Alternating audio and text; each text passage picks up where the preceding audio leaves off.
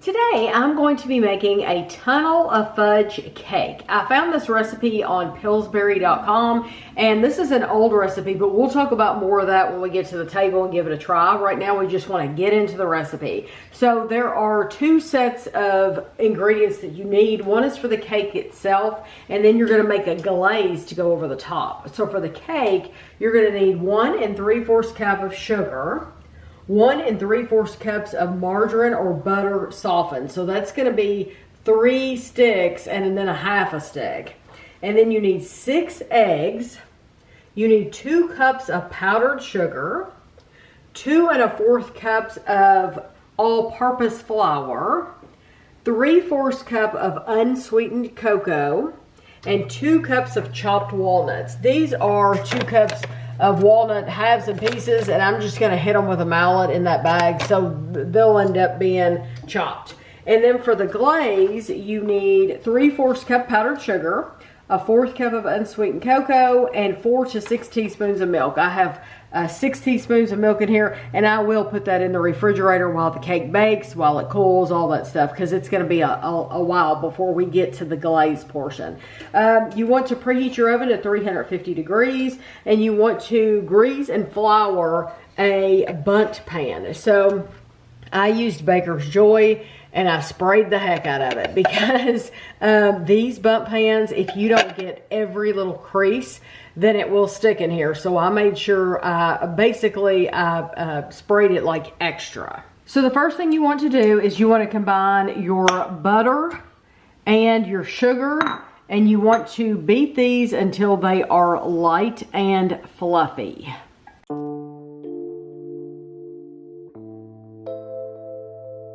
Scrape my bowl down. This is really light and fluffy. Now you want to mix in your eggs individually, one at a time, and then mix it really well in between each egg.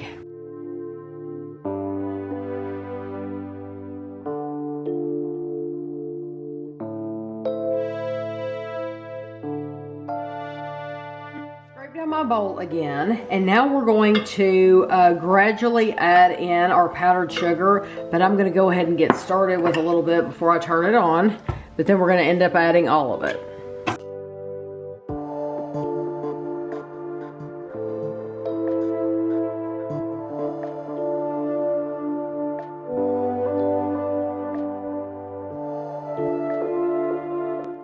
Now they want you to stir in the remaining ingredients. So we have our flour, cocoa, and walnuts.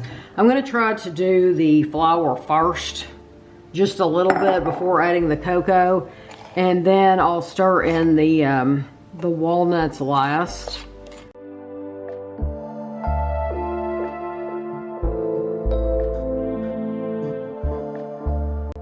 To a wooden spoon. I thought using this metal spoon, it's like a serving spoon, I thought it would be nice. However, it's really cutting into my hands. Having to grip it, and this is longer, this wooden spoon is longer, so it will really be able to reach to the bottom of that bowl without me struggling so much.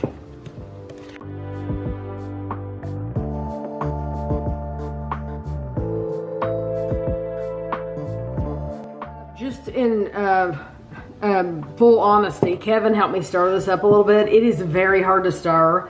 Especially once you add the walnuts. Yes, it is super, well, look at this. I mean, it's like fudge. It's literally, it's called tunnel of fudge cake. It's fudge. So it's that texture. So now you want to spoon this in to your bundt pan. Definitely couldn't pour that. No, you could not pour it.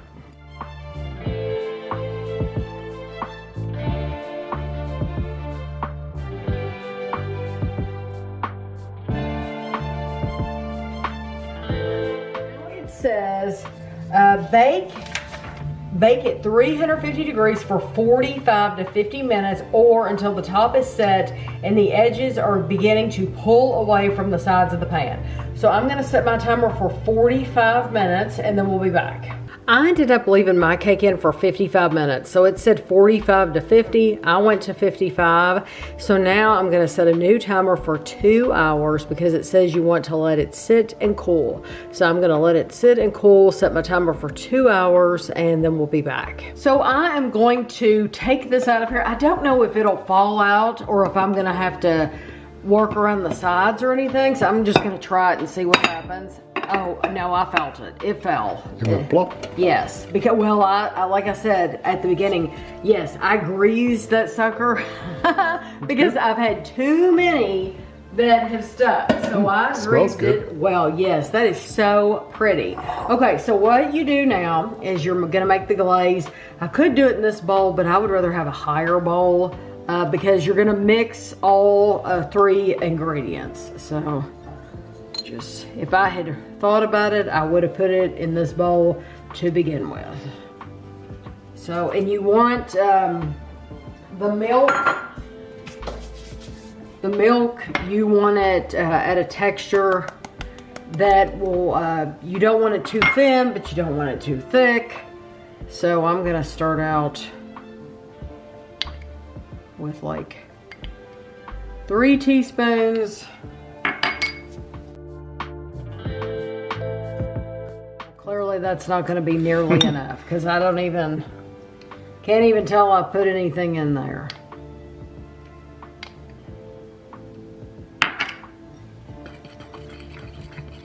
And if I'm not satisfied, I will get more milk out of the refrigerator and add it. So we'll just see how it goes.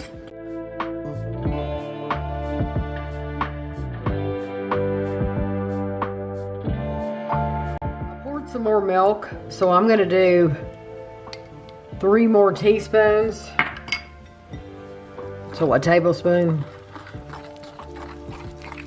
And if anything, if it's too runny, I can always add more powdered sugar.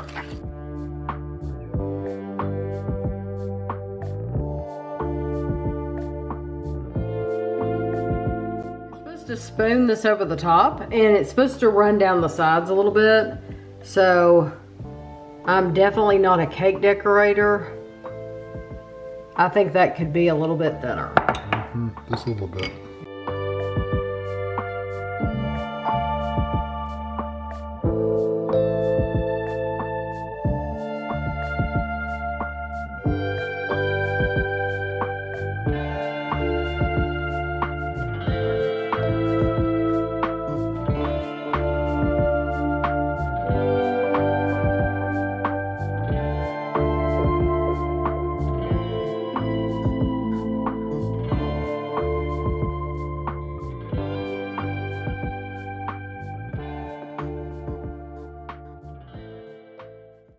Noticed when I cut into it, it's a very moist cake in the center. Their picture on the Pillsbury website, if you go and search for this, or I'm going to put a link below to the Pillsbury so you can go there and print it yourself if you want. Their picture, you can see the center of the cake, and it almost looks wet, but it's called Tunnel of Fudge Cake. So this cake they had a bake-off contest in 1966, and this cake won 2nd place, and it was Ella Helfrich won 2nd place for this cake, and she won $5,000, and that's a lot of money for 1966. That's $5,000 is a big amount. So I was curious. Okay, if this won 2nd place, what cake won 1st place in this bake-off? It wasn't a cake. It was, they called it like snacking cheese bread or something like that. Snack cheese bread. It's still baked good. It's a baked good, but I was expecting it to be a dessert, and it's not. It wasn't. So, but anyway, this won 2nd place. I was like, well, I have to try this. So, here we go. And I'm a walnut fan anyway, so I'm looking forward to this. It's lots of walnuts. See what that bottom part is a much drier section. It's like crumbly almost. Oh, the top, what was been on top.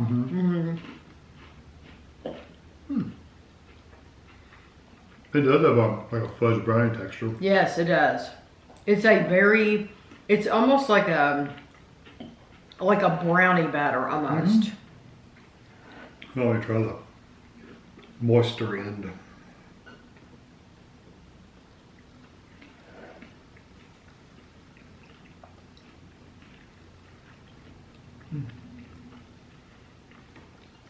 You couldn't have baked that any longer. That bottom top would have been really hard. Yes, so they said 45 to 50 minutes, and I went 55 minutes. Because every time I stuck a toothpick in it, the toothpick never does come out dry. Just know that. But at 55 minutes, I thought this still isn't coming out completely clean. And then I thought about the picture, and I thought, wait a minute, it's not supposed to come out completely clean. And they don't tell you it should come out clean. So I was trying to judge it by that, and you can't judge it by that. And it's good. It's not nearly as sweet as I thought it would be. No. It is not. And it is because of the cocoa. So Like a glaze. the reason I know that very specifically is because I do the dishes. Yeah. That means I get to try everything raw. So I had some of the, I had gotten, before you have that mixture of the powdered sugar, the egg, and all that butter. I mean, good grief, the butter, right? And I had some of that mixture on like a spoon. I had set it over to the side. And then I also had the spatula with the cocoa. So I tried it with the cocoa first, and it's not that sweet. It's not that sweet at all. But then I tried it without the cocoa, and I thought, oh, I like that better. I'll at least raw, I like the mixture better before we put the cocoa in it. But now, I do think it's a very nice, very moist cake. I do like the walnuts. It's just, it's not an incredibly sweet cake. It's not as chocolatey as you would think it would be either. No. It's good. I mean, it's not bad at all.